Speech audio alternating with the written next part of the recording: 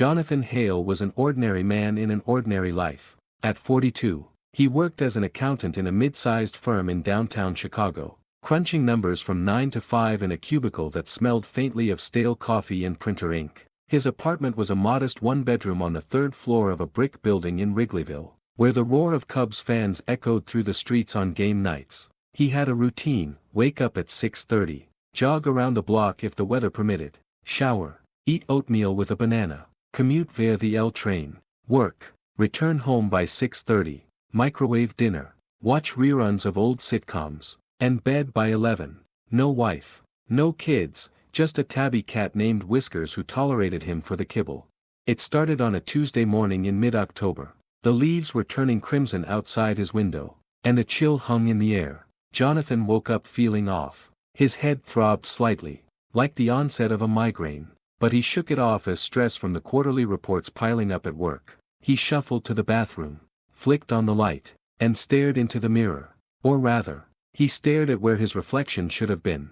Nothing. The mirror showed only the tiled wall behind him, the toothbrush holder, the half-empty tube of toothpaste. He blinked, rubbed his eyes, and leaned closer. Still nothing. His heart skipped a beat. What the hell, he muttered, waving his hand in front of the glass. The air seemed to ripple slightly, but no hand appeared. Panic bubbled up, but he laughed it off nervously. Must be a dream. Yeah, that's it. Wake up, John. He pinched his arm, hard. Pain shot through his skin, but the mirror remained empty. He touched his face, feeling the stubble, the contours of his nose and cheeks. He was there. He could feel himself, but visually, gone. Dressed in his usual khakis and button-down shirt, which, to his horror, also vanished the moment he put them on. He stumbled out of his apartment. Whiskers meowed at his feet, brushing against invisible legs. At least the cat could sense him. That was something. He descended the stairs, heart pounding, and stepped onto the bustling sidewalk. People hurried by, commuters with coffee cups, joggers in neon gear, a mother pushing a stroller. None of them glanced his way, not even a cursory nod. Hey, he shouted at a man in a suit who nearly bumped into him. The man paused, looked around confused, then shrugged and kept walking. Jonathan's stomach twisted. He reached out and tapped a woman's shoulder. She jumped, spun around, her eyes scanning the empty space where he stood. Who's there? She demanded, her voice edged with fear. She backed away, clutching her purse, and hurried off. Invisible, completely, utterly invisible. The realization hit him like a freight train. He wasn't dreaming. This was real, and it terrified him. He ran, sprinted, really, down the street, his breaths coming in ragged gasps. Cars honked as he darted across intersections, but drivers only swerved around an unseen obstacle. At the L station, he slipped through the turnstile without paying. The attendant didn't even look up. On the crowded train, he stood in the aisle, gripping a pole that no one else touched. People brushed past him, muttering apologies to thin air when they felt the contact. One woman sat down right where his foot was, yelping as if she'd stepped on something sharp, but she didn't see him. No one did. By the time he reached his office building, sweat soaked his invisible shirt. He burst through the revolving doors, ignoring the security guard's puzzled glance at the door swinging on its own, up the elevator, alone, thankfully, and into the open-plan office. His cubicle was there, desk cluttered with spreadsheets and a wilting plant. He collapsed into his chair, which creaked under his weight. John, that you? His coworker, Sarah, poked her head over the partition. She frowned at the empty space. Thought I heard something. She shook her head and returned to her screen. He tried typing an email, help, I think I'm invisible, but when he hit send, the computer glitched, no record of the message. He picked up the phone, dialed his boss. Mr. Reynolds, it's John, something's wrong. Who is this? Reynolds barked. If this is a prank, it's me, Jonathan Hale. Click. The line went dead. The fear escalated. What if this was permanent? How had it happened? He racked his brain. Last night, he'd eaten takeout Thai, spicy pad CEW, and watched a documentary on quantum physics. Nothing unusual. No accidents. No weird experiments. Just, poof, gone.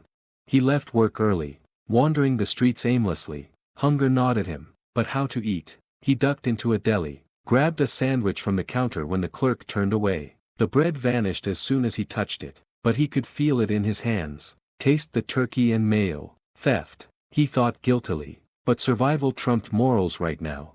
Back home, he paced the apartment. Whiskers followed him, meowing incessantly, as if sensing his distress. He tried the mirror again, still nothing. He turned on the TV, volume up, hoping the noise would drown out his racing thoughts. News played, stock market dips, a celebrity scandal, weather forecast for rain, nothing about invisible people. Was he the only one? Night fell, and with it came deeper terror. Alone in the dark, he felt like a ghost haunting his own life. What if he couldn't interact with the world anymore? No job, no friends, he had few anyway, no human contact. He curled up on the bed, invisible tears streaming down invisible cheeks. The next day, desperation drove him to experiment. He went to the library, slipping past the doors. In the science section, he pulled books off shelves, quantum mechanics, optics, psychology. Pages flipped on their own, drawing stares from patrons who whispered about poltergeists. He read voraciously, theories on metamaterials that bend light, psychological disorders like depersonalization, but nothing fit. This wasn't science. It was a curse. He tried a hospital. In the ER waiting room, he shouted for help. Nurses glanced around. One even called security for disturbances. He grabbed a doctor's arm. The man yelped, "What the?" but saw nothing. Jonathan fled before they could investigate. The fear morphed into paranoia. What if someone discovered him, probed him like a lab rat, or worse, ignored him until he starved? He scavenged food from dumpsters, disgusting, but necessary. Water from public fountains. Sleep came in fits, haunted by nightmares of fading away completely, not just visually but existentially. On the third day, he ventured to his childhood home in the suburbs, hitching a ride on a bus by sneaking aboard. His mother, Evelyn, still lived there, a widow in her 70s, frail but sharp. He knocked on the door. It echoed hollowly. She opened it, peering out. "Hello, Mom, it's me, John." She frowned. "John, where are you?" "Right here. I don't know what's happened. I'm invisible." She laughed nervously. "If this is a joke, it's not funny. Come out." He stepped inside, brushing her arm. She gasped, recoiling. "Who's there? Get out. Mom, please." She slammed the door, locking it. Through the window, he saw her dialing 911, trembling. "There's an intruder. I can't see them." Heartbroken, he left. The rejection stung worse than the invisibility itself. He was a monster now, a specter scaring those he loved. Days blurred into a week. He haunted the city like a vagrant ghost. He eavesdropped on conversations in cafes, learning secrets he wished he hadn't, affairs, lies, mundane cruelties. It amplified his isolation. Once, he tried to help, saw a mugging in an alley, shouted to scare the attacker. The thief fled, but the victim thanked God or luck, not him. The fear peaked one rainy night, holed up in an abandoned warehouse on the outskirts. He screamed into the void. "Why me? What did I do?" Thunder drowned his cries. He punched a wall, pain bloomed in his knuckles, blood invisible but warm on his skin. Was this punishment? For his boring life? For never taking risks? In delirium, he recalled the documentary. Something about parallel dimensions, particles phasing out of visibility. Maybe he'd slipped through a crack. Or perhaps it was a virus. A rare disease. He needed answers. Emboldened by desperation, he broke into a university lab that night, slipping past security cameras, which, ironically, might not capture him. He accessed computers, typing with invisible fingers. He searched databases, sudden invisibility causes, results, fiction, hoaxes, nothing real. He mixed chemicals haphazardly, hoping for a reversal, drank a concoction of who knows what. It burned his throat, made him vomit, but no change.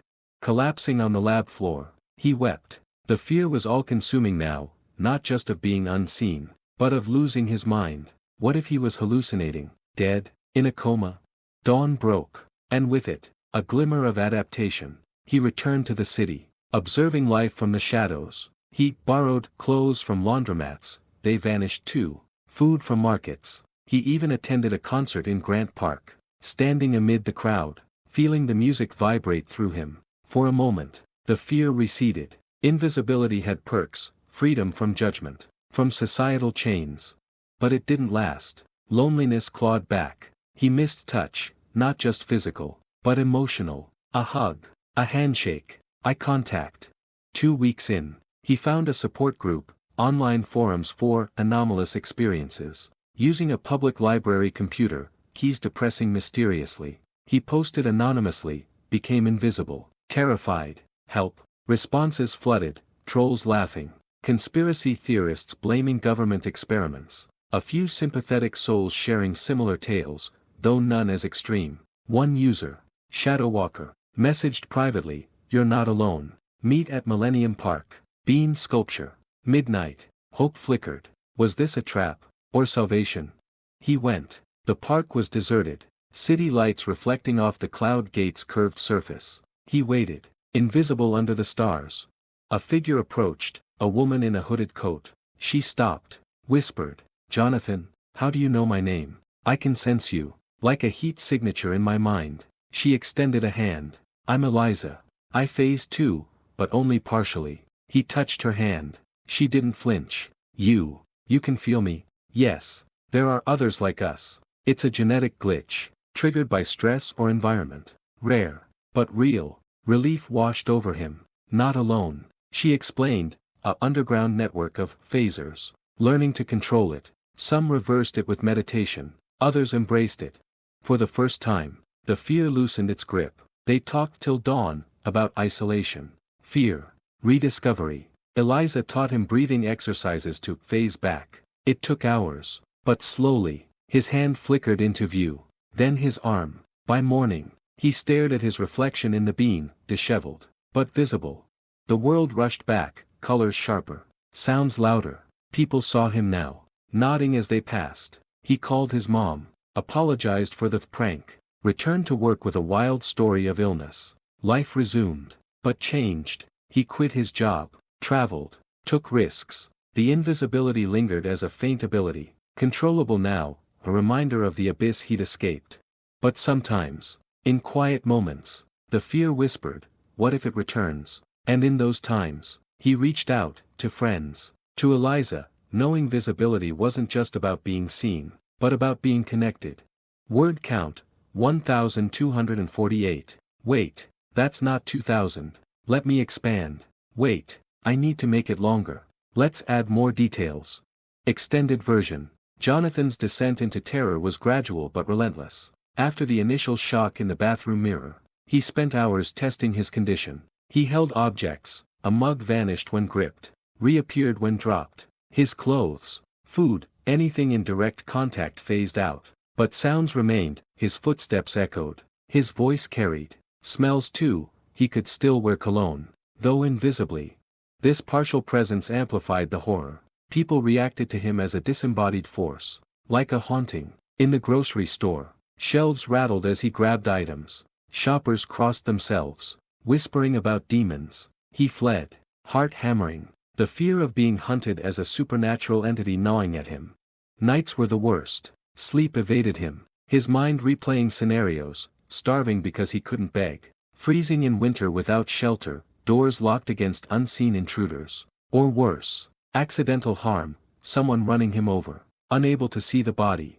He experimented with communication, wrote notes on paper, "I'm here," invisible, help, left them in public places. Most were ignored or trashed. One kind soul responded, leaving food and a note, "If you're real, take this." He did, weeping gratefully, but it was fleeting.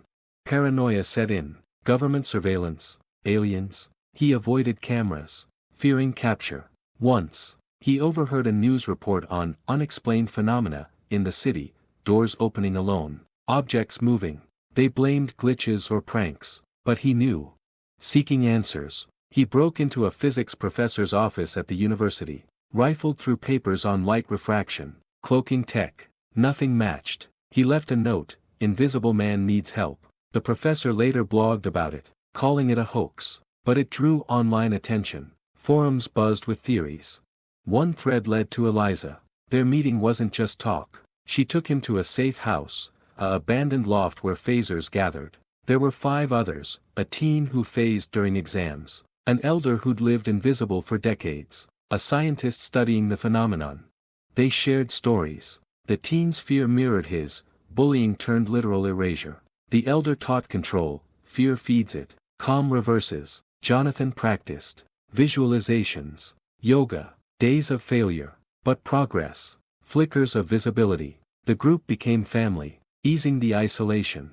Yet, the terror lingered in flashbacks. He woke screaming from dreams of eternal nothingness. Finally, full reversal, back in the world. He advocated subtly, wrote anonymous articles on empathy for the unseen, like the homeless or mentally ill. Invisibility had scarred him, but it also enlightened. He lived bolder, cherishing every glance, every touch,